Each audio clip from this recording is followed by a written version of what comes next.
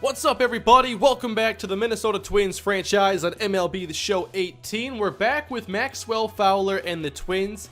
After last episode, Maxwell Fowler only made it 4 outs into the game before a hamstring injury. He didn't miss much time, but Fowler is back as we again try to get a nice Maxwell Fowler game here for the series. The Twins are currently 46-27 in first place of the AL Central.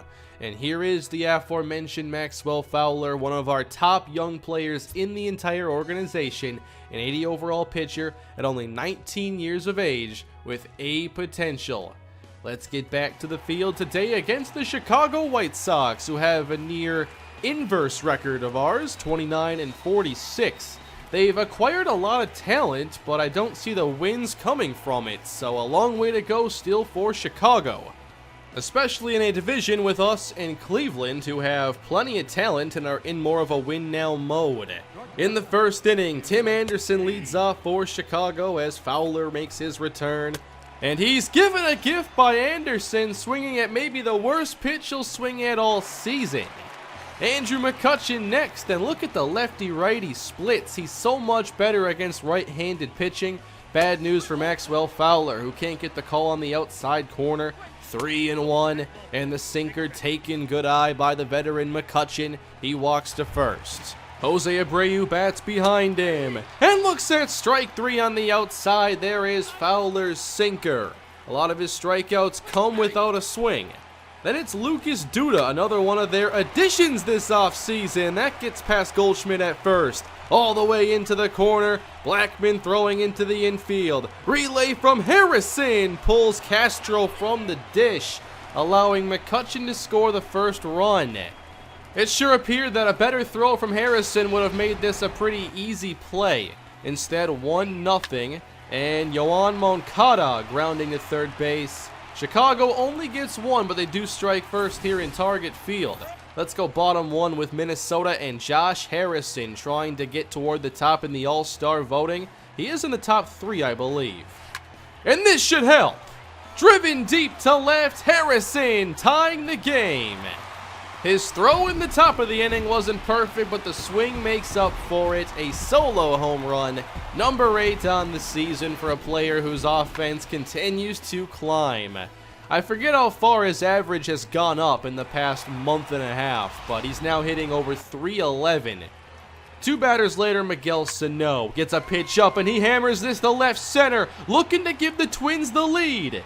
But instead, it's a big fly out on the warning track. Top of the second for Fowler against Avisail Garcia. There's a strikeout again, the changeup that time. And it'll go back to the sinker for another one of Jeremy Hazelbaker. I was a bit confused why players such as Freddie Galvis had great averages but were batting so far down in the order. Here Galvis up the middle, it gets stopped at deep second, and that's Yunel Escobar. The throw is not even close. But don't forget, Yunel Escobar is back after a stint on the 60-day disabled list. After the infield base hit, a sharp line drive, backhanded by Sano at third, and we'll go bottom 2. Yunel Escobar back in the starting lineup at shortstop, where he'll be every day. And here's his first at-bat since returning. Fastball misses way upstairs by Carlos Rodon.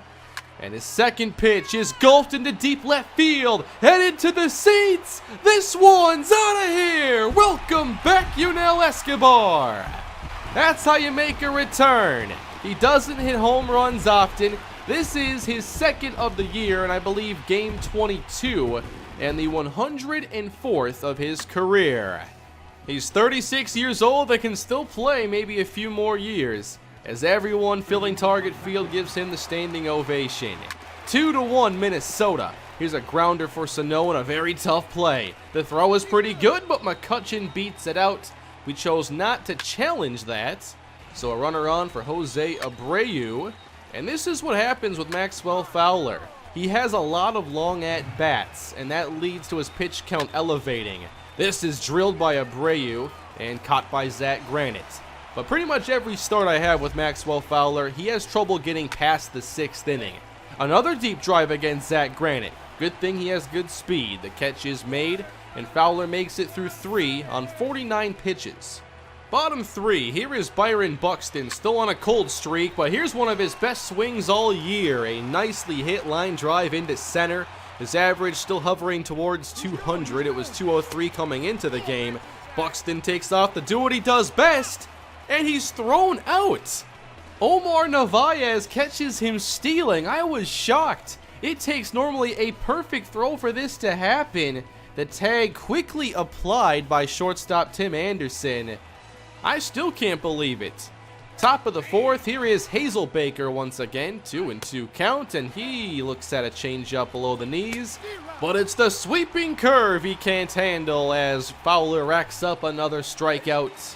Bottom 4, it's Paul Goldschmidt. His second trip to the plate, leading the AL MVP race. 0-1 count, and this ball lined into center. That is down for a base hit. Goldschmidt continues to increase his AL leading average. And then they thought he might steal. I wasn't going to test Narvaez again, you kidding me? 2-2, Miguel Sano waves at a changeup. Really good pitch there by Rodon. But this lineup gives you a lot to handle. Driven to left center by Nelson Cruz. That'll go to the wall. Goldschmidt sprinting toward third. He rounds and heads home. Relay throw home. Not in time. Goldschmidt scores. It's 3-1. 2 batters later, it's Zach Granite. A bouncer up the middle. Stopped. And Granite beats out the throw, putting runners at the corners for Jason Castro, who falls behind 0-2 and lines a pitch over short into left for an RBI single. Twins at another, it's 4-1. 2 batters later, they load the bases. Blackman up the middle. That ball stopped, and they do end the inning, but the Twins further increase their lead. Nice to see run support here for Maxwell Fowler here into the 4th. He wasn't getting much close, that was for sure. We were playing with a much smaller strike zone in this matchup. Narvaez walks, the White Sox get 2 aboard, and Abreu can't handle the sinker. Then he waves at the changeup, and Fowler gets another strikeout to end the inning. Bottom 5 for Minnesota, a runner aboard again. Miguel Sano through the middle as Harrison heads the second. 2 aboard again for the Twins. Yunel Escobar with an RBI opportunity. And the line drive, caught over at second by Moncada. Going into the 6th, there is Fowler's pitch count, once again becoming an issue already at 88. This one driven deep to right field. It'll stay in the yard, but Blackman can't find it. It ends up bouncing off the wall, and it's an E9, putting a runner at third base suddenly. An RBI opportunity here for Hazelbaker, who grounds softly for Harrison, and Fowler makes it through 6, only allowing the 1 run from the first inning. We'll jump ahead to the 7th as the Twins go to their bullpen. Trevor May into the game. He hits the fastball on the corner against Tim Anderson. 1-1, pop foul, chased by Goldschmidt. This ball caught over the shoulder, and we make it through 7, still leading 4-1. Goldschmidt to the batter's box in the bottom of the frame as this ball gets launched to deep left field. Goodbye, number 23 for Goldschmidt. What a first half to the season he is putting together. And I wonder if he's going to have a chance to play in the home run derby. That would be so much fun. Twins up 5-1 as we turn the game over to Fernando Abad. And he's been able to do a good job getting strikeouts for us here late in games. There's 1. Now he gets ahead of Lucas Duda and gets him to chase the 2-seam fastball. Good work here by Abad as we head to the 9th, and Freddie Galvis, the last hope here for the White Sox. Abad gets ahead in the count, and then 2 strikes. The 0-2. Bouncer to third base. Sano with the throw, and the Twins wrap it up. Another victory here at Target Field. Win number 47. And loss number 47 for Chicago. Again, the Twins get production from their lineup as a whole. We had 8 out of our 9 starters reach base, and that was everybody but Charlie Blackmon. We had Yunel Escobar go yard, Zach Granite gets another hit, Jason Castro gets an RBI and 2 hits overall. What a fun game for Minnesota. We end up beating the White Sox in Game 2, as Justin O'Connor suffers an injury that could maybe end his season. So again, we're signing Chris Jimenez. We've had to do a lot of free agent signings. We sweep the White Sox at home. Here was the 9-4 victory. Goldschmidt goes yard again. Buxton gets an RBI. That's great. And Yadier Alvarez gets a very solid victory. In the third game, here it was again with Goldschmidt going yard along with Nelson Cruz and Zach Granite. This time Dallas Keuchel gets win number 11. Definitely on pace to reach that 20-win milestone. We also take care of the first game here against the Milwaukee Brewers on the road. Lance Lynn with the victory in a 3-2 ball game. No home runs this time. We decided to wait maybe until next episode, as we're going to watch us take on the Brewers. But for the remainder of this episode, let's focus on one of my favorite players down at AAA. I know he's one of yours as well, Willie Ordonez. Ordonez was part of our first draft class in this series, and he has spent most of his time at AA, and now this year he's played all at AAA, but his numbers haven't been quite as good. Last year he was among our best in Chattanooga and was a big part of that championship winning team. This year the numbers have gone down and there's more competition, primarily from a player we focused on not long ago in Ty Gonzalez. Gonzalez may already be the better hitter and he has more power upside. Neither are great fielders. Here's Willie Ordonez at the plate this year, hitting just over 200, which might mean that he should go down to AA for a little bit if things don't get better before the mid-season mark.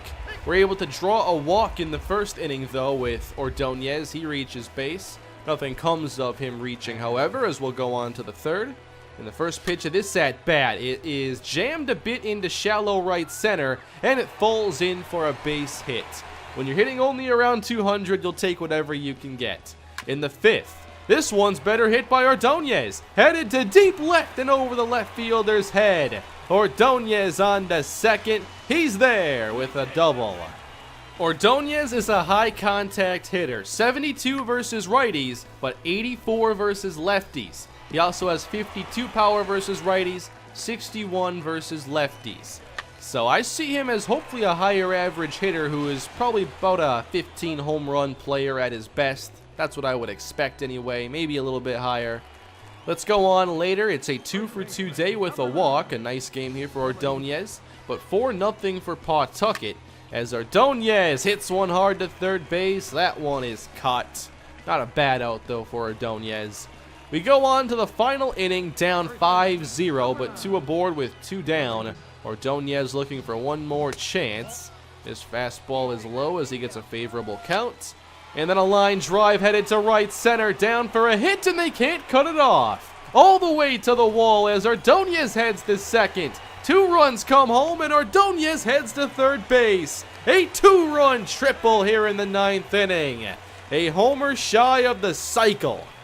This was certainly Willie Ordonez at his best. Now, his main thing he has to improve, not only his average this year, but his overall skill is just as a fielder. He is a first baseman who can play third base and left field, but his fielding is only a 47. But if that gets better, he does have at least an average arm. It's better than Ty Gonzalez, who might be only a DH. Ordonez can get an edge by maybe being able to play a position at an average level, but I don't think would ever get more than that. So Willie Ordonez, still a player we're looking forward to in this series. Hopefully, eventually he joins the Major League roster, whether it be at first base, a reserve outfielder, or maybe a designated hitter. Next time in the Twins franchise, we're going to see us take on the Milwaukee Brewers in some interleague play. So Steven Gonzalez is not only going to pitch, but he's also going to hit. Paul Goldschmidt is up to 25 home runs on the season, which must mean he's on pace for about 55, 60 long balls, which would just be incredible. Goldschmidt right now leads the AL batting title by over 25 points. It would be closer in the NL because Brandon Belt is hitting 348. Home runs is more competitive as Carlos Santana and Mike Trout each have 23, while Joey Votto has 24. That is all for today, everybody. I hope you enjoyed this installment of the Twins franchise. Please leave your feedback down below. I'd love to know what you had to say and which player you want to see me focus on for next episode's Prospect Spotlight segment. Please leave a like, subscribe to the channel, and hit the bell for notifications. Be among the first to check out my content, and I will see you all next time. Have a great day.